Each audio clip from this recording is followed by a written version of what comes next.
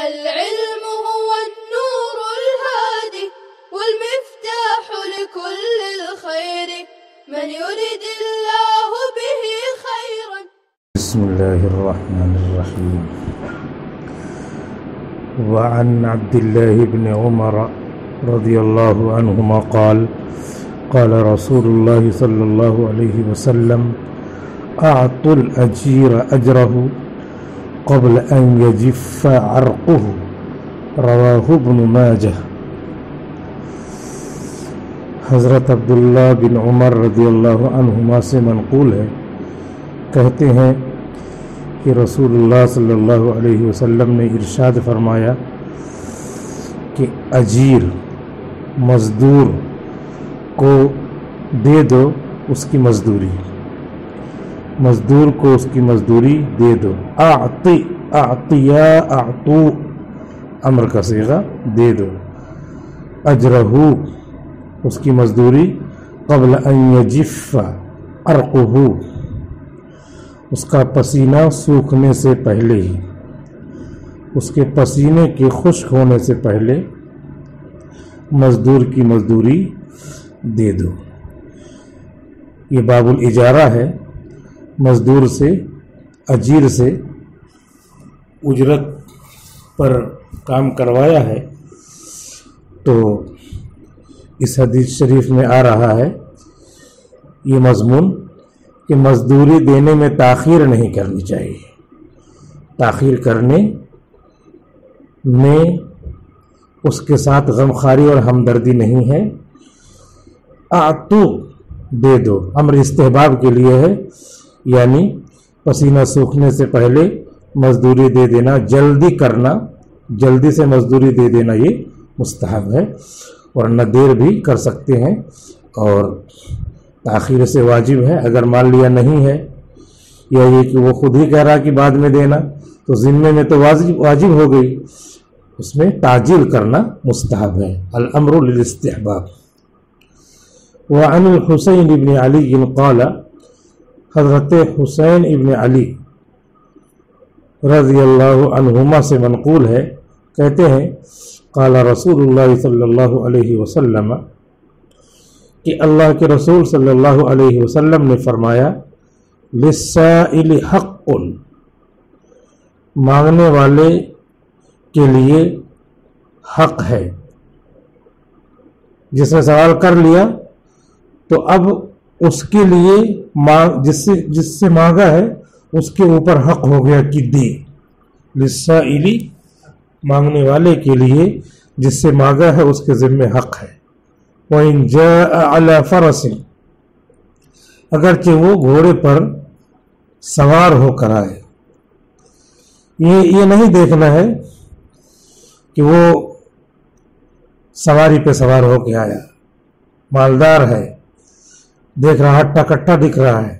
اگر اس نے سوال کر لیا تو اس کو ضرورت ہوگی، اس لیے جس سے مانگا گیا وہ دے دے. وَأَمَّا السَّائِلَ فَلَا تَنْهَرْ اس کو ڈانٹے ڈپٹے نہیں. ہاں اس کو ایک مرتبہ معذرت کر لیا اور اس کے بعد پھر مانگے جا رہا ہے، تو جب معذرت کر لیا تو اب اپنے ذمے جو حق آ رہا تھا وہ ختم ہو گیا. اب اس کے بعد بھی لگ لپٹ کر کے مانگ رہا ہے الحافہ، تو پھر اسے ڈانٹ سکتے ہیں. بیان القرآن میں حکیم الامت مولانا اشرف علی تھانوی رحمۃ اللہ علیہ نے لکھا ہے اس کی تفسیر میں لا تنہر.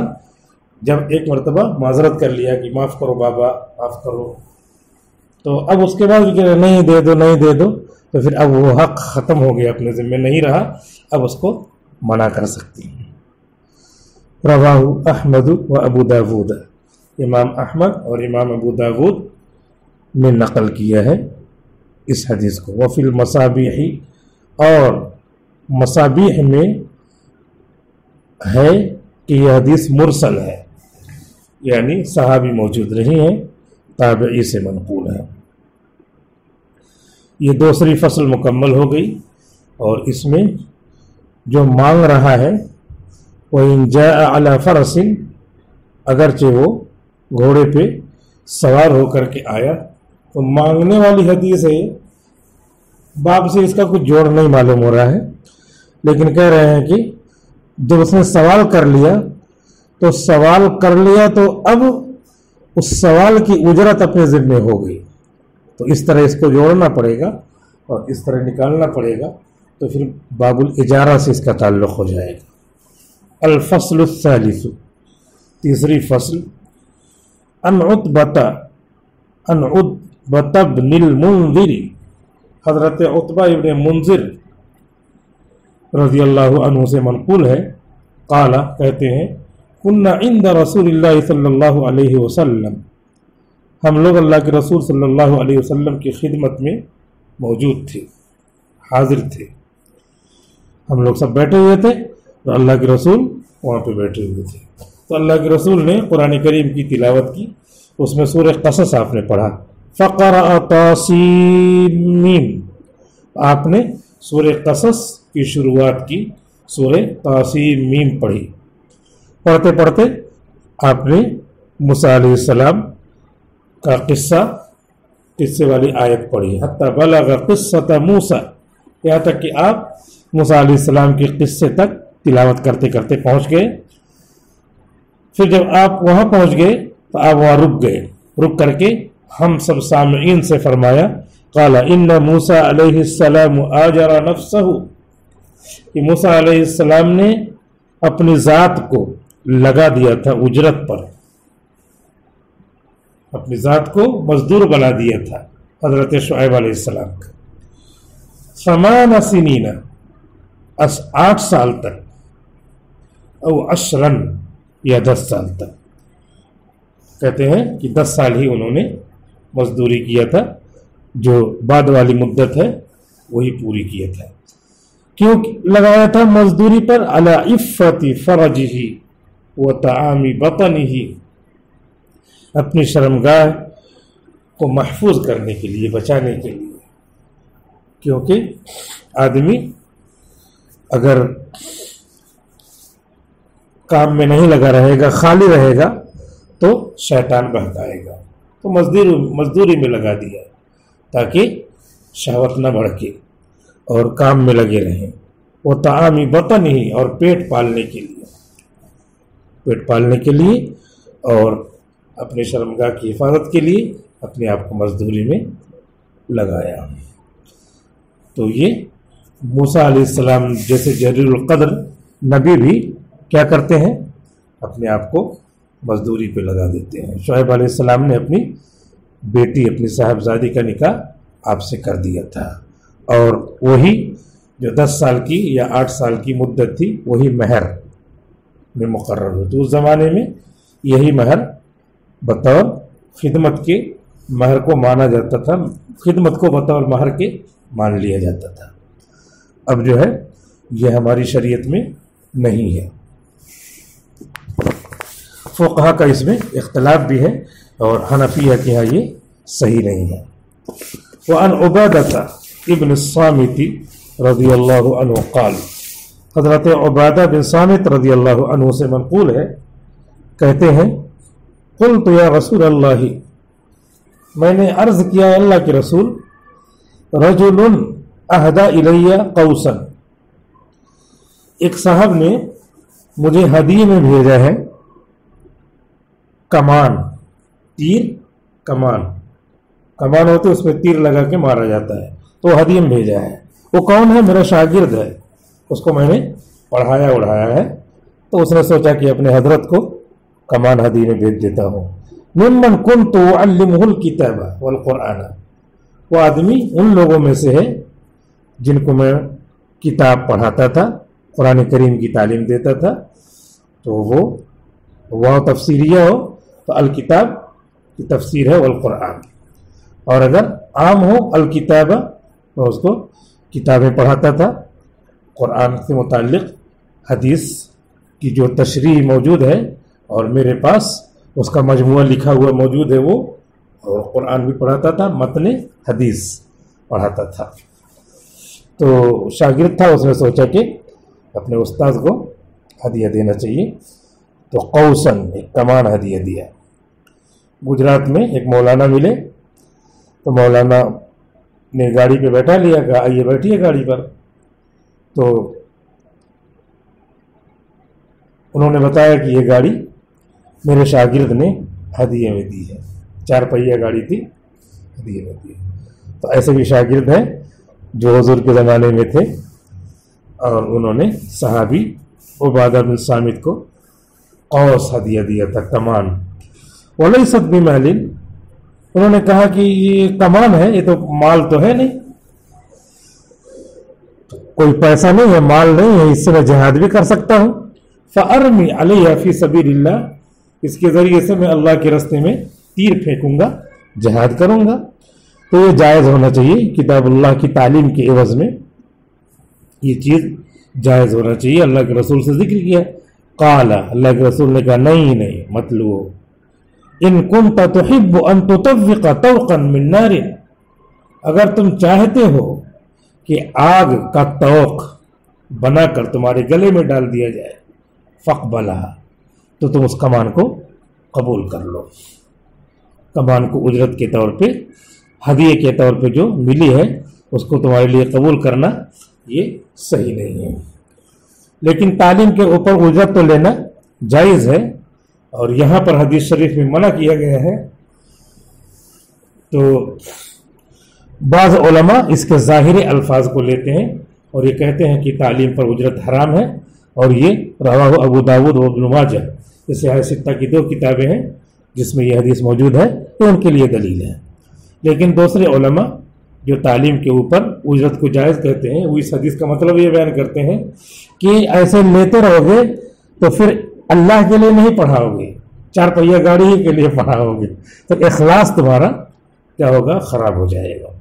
اس وجہ سے مت لو، اخلاص جب ختم ہو جائے گا تو بغیر اخلاص کے جب پڑھاؤ گے تو پھر ریاکاری آئے گی، اور ریاکاری تو شرک خفی ہے، تو شرک خفی بھی ہو جائے گا، جس کی وجہ سے شرک خفی کے عوض میں، شرک خفی جو گناہ ہے اس کے عوض میں تم کو جو ہے وہ گناہ ملے گا، وہ آگ جو ہے بنا کر کے تمہارے گلے میں طوق ڈال دیا جائے گا، اس لیے بچو۔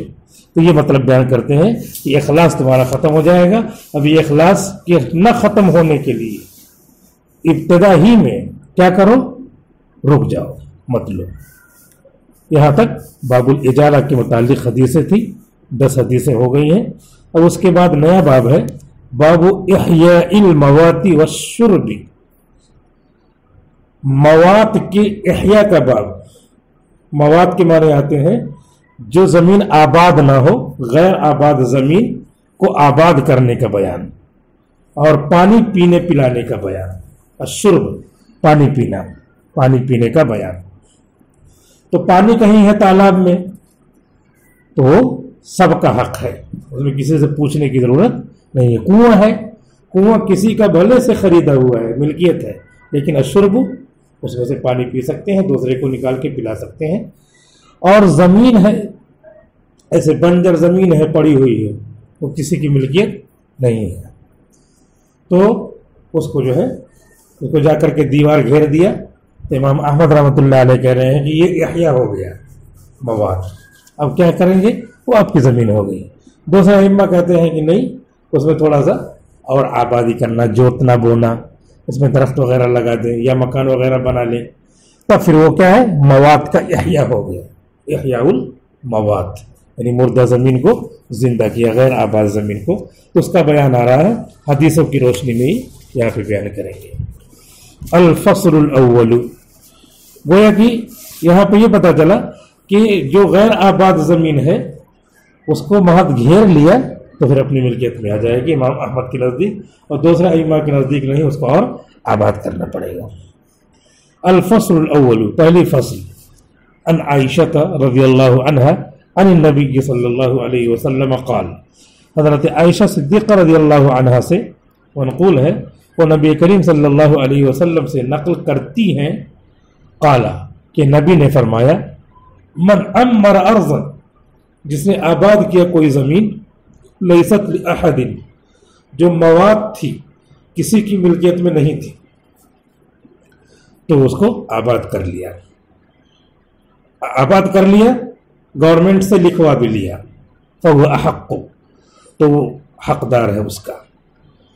تو گورنمنٹ سے لکھوانے کا بھی مسئلہ ہے لیکن کچھ ائمہ کہتے ہیں جیسے امام احمد رحمۃ اللہ علیہ کہ نہیں بس کافی ہے، اس کی ملکیت ہو گئی، کاغذ بنوانے کی ضرورت نہیں ہے۔ دوسرے ائمہ کہتے نہیں، امام صاحب بھی کہتے ہیں کہ کاغذ بنوانا پڑے گا گورنمنٹ سے۔ فهو احق قال عروۃ، حضرت عروہ کہتے ہیں قضا به عمر، حضرت عمر نے اس کا فیصلہ کیا تھا کہ جو ارض مواد کا احیاء کرے، یعنی جو بنجر زمین کو آباد کر لے دیوار گھیر کر یا اس میں درخت وغیرہ لگا کر کے، تو پھر اسی کی ہے قضا بھی، اس کا فیصلہ سنایا تھا فی خلافتی ہی، اپنے خلافت کے زمانے میں جب آپ امیر المومنین تھے، حضرت ابوبکر صدیق کے بعد آپ نے فیصلہ کیا تھا۔ اس کو کہنے کا حضرت عروہ کے اس کو کہنے کا مطلب یہ ہے کہ وہ حدیث منسوخ نہیں ہے، انہوں نے اس پہ فیصلہ کیا تو وہ جاری تھی تب تو فیصلہ کیا، تو یہ حکم اور یہ حدیث منسوخ نہیں ہے بلکہ جاری ہے۔ وعن ابن عباس رضی اللہ عنہما ان الصعب ابن جثامۃ، حضرت عبداللہ ابن عباس رضی اللہ عنہما کہتے ہیں کہ صعب ابن جثامہ نے کہا، یہ صحابی ہیں صعب ابن جثامہ، قال کہتے ہیں سمعت رسول اللہ صلی اللہ علیہ وسلم، میں نے سنا رسول اللہ صلی اللہ علیہ وسلم سے یقول، آپ فرماتے تھے لا حما الا للہ ورسولہ، کہ نہیں ہے کوئی چراگاہ مگر اللہ کے لیے اور اس کے رسول کے لیے۔ رواہ البخاری، امام بخاری نے نقل کیا ہے۔ یعنی جو گھاس وغیرہ اگتی ہے تو اس میں کوئی آدمی مخصوص کر کے چراگاہ اپنی بنا لے اور اپنے جانور ہی چریں گے، کسی اور کے نہیں چریں گے، تو اس طرح مخصوص کر لے تو یہ جائز نہیں ہے۔ وہ سب کے جانور چریں گے، سب کا اس میں حق ہے، جیسے پانی میں سب کا حق ہے ایسے چراگاہ میں بھی سب کا حق ہے، تالاب میں سب کا حق ہے، کنویں میں سب کا حق ہے، گھاس میں سب کا حق ہے۔ تو یہ اللہ کے رسول نے جو فرمایا تو اس کا مطلب یہ ہے کہ چراگاہ کو مخصوص نہیں کر سکتے۔ حضور صلی اللہ علیہ وسلم نے اونٹوں کی چراگاہ کے لیے مخصوص کر دیا تھا اور کسی کے جانور اس پہ نہیں چریں گے، تو وہ جو تھا وہ حضور کا خمس میں سے تھا، وَاعْلَمُوا أَنَّمَا غَنِمْتُم مِّن شَيْءٍ فَأَنَّ لِلَّهِ خُمُسَهُ، تو آپ کو وہ اتنا حصہ ملا تھا خمس میں سے، تو آپ کا تھا، اسی لیے آپ نے اپنا مخصوص کر لیا، وہ پوری پبلک کا نہیں تھا، اسی لیے زکوٰۃ کے مال کے لیے، زکوٰۃ کے ووٹوں کے چرنے کے لیے آپ نے مخصوص کر لیا، تو آپ کا جو اللہ نے دیا ہے اس میں سے آپ مخصوص کر سکتے ہیں۔ وعن عروہ، حضرت عروہ سے منقول ہے، قال کہتے ہیں خاصم الزبیر، کہ میرے ابا نے ایک آدمی سے لڑائی کیا، عروہ ابن زبیر، خاصم الزبیر، کہ زبیر رضی اللہ عنہ نے ایک آدمی سے لڑائی کیا، من الانصاری، انصاری میں سے، وہ منافق تھا، انصاری قبیلے کا تھا، فی شراج من الحرتی، حرہ کہتے ہیں پہاڑی زمین کو، پہاڑی زمین سے نکلنے والی پانی کی نالی، شراج پانی کی نالی، پہاڑی زمین ہے، پہاڑی زمین میں سے نالی نکل رہی ہے، اس نالی میں پانی بہ رہا ہے، تو اس نالی کے تعلق سے جھگڑا ہوا۔ حضرت زبیر کا یہیں پہ بازو میں کھیت تھا اور یہیں سے پانی نکل رہا تھا، نالی آ رہی تھی، اور وہ منافق انصاری جو تھا اس کا کھیت دور میں تھا، تو وہ کہہ رہا تھا کہ پہلے میں پانی لوں گا، اور حضرت زبیر کہہ رہے تھے پہلے میں لوں گا، دونوں کا جھگڑا حضور کے پاس پہنچا۔ فقال النبی صلی اللہ علیہ وسلم اسقی یا زبیر، تو حضور صلی اللہ علیہ وسلم نے فرمایا اے زبیر، آپ جو ہے اپنا کھیت سینچ لو، پہلے وہ جو نالی آ رہی ہے اسے کاٹ کر کے اپنے کھیت میں پانی لے آؤ، پہلے آپ کر لو، ثم ارسل الماء الى جارک، پھر اس کے بعد پانی کو اپنے پڑوسی کے کھیت کی طرف چھوڑ دینا۔ یہ فیصلہ کیا، اب وہ جھگڑا ہوا تو پہلے آپ نے اس کے لیے فیصلہ کر دیا، اور حضور کے پھوپھی کے یہ لڑکے تھے تو اس کی وجہ سے وہ بگڑ گیا۔ فقال الانصاری، انصاری نے کہا ان کانا بان کانا، یعنی الفصل، یہ فیصلہ ہے اس وجہ سے کہ آپ کے پھوپھی کے یہ لڑکے ہیں، ان کانا ابن امتی کا، اس وجہ سے کہ وہ آپ کے پھوپھی کے لڑکے ہیں، ایسا کہہ دیا حضور کے سامنے. کوئی صحابی اس طرح نہیں کہہ سکتی. وہ صحابی نہیں تھے بلکہ منافق آدمی تھا وہ. فَتَلَوَّنَ وَجْهُهُ, تو حضور صلی اللہ علیہ وسلم کا چہرہ انور غصے سے متغیر ہو گیا, آپ لال پیلے ہو گئے. اب اس کے بعد آپ نے جو فیصلہ وہ کیا تھا وہ رعایت والا تھا کہ تھوڑا تمہارے کھیت میں آ جائے پھر چھوڑ دینا. اب حق کس کا ہوتا ہے؟ جو بازو میں ہوتا ہے اسی کا حق ہوتا ہے. آپ نے کہا کہ اچھا اب فیصلہ یہ سن لو. فیصلہ یہ ہے کہ اے زبیر کیا کرو کہ پورا پانی اپنے کھیت میں پورا اوپر میڑ تک آ جائے تب تک بھر لو, اس کے بعد چھوڑ دو. ثم قال, پھر آپ نے فرمایا اسقی یا زبیر, اے زبیر اب پانی اپنے کھیت میں پورا سیراب کرو. ثم احبس الماء, پھر پانی کو رو کے رکھو, پہلے کھیت کو سیراب کر لو پھر رو کے رکھو. حتی یرجع الی الجدر, یہاں تک کہ وہ میڑ تک پہنچ جائے. جدر جو اونچی ہوتی ہے, جدار اسی سے بنا ہے, ہائٹ تک اس کی جو دیوار وہاں تک خود جو ہے لبالب بھر جائے. ثم ارسل الماء الی جارک, اس کے بعد چھوڑنا. ثم تراقی کے لیے دیر میں چھوڑنا. الماء الی جارک, اپنے پڑوسی انصاری رجل منافق ان کے کھیت کی طرف. فاستوعى النبی صلی اللہ علیہ وسلم للزبیر حقہ, تو حضور صلی اللہ علیہ وسلم نے فاستوعى اس میں ہے یا فاستوفى, فاستوعى النبی صلی اللہ علیہ وسلم للزبیر حقہ, تو حضور صلی اللہ علیہ وسلم ہاں یہی ہونا چاہیے, اسی معنی میں ہے یہ. فاستوعى النبی صلی اللہ علیہ وسلم للزبیر حقہ, تو حضور صلی اللہ علیہ وسلم نے زبیر کو ان کا پورا حق دلایا. پورا یہی ہے, اب انصاف چاہتے ہوتے ہیں, رعایت نہیں چاہتے.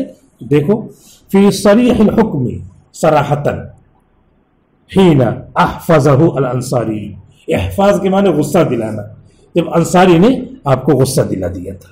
وکان اشار علیہما, آپ نے ان دونوں کو مشورے والا حکم دیا تھا.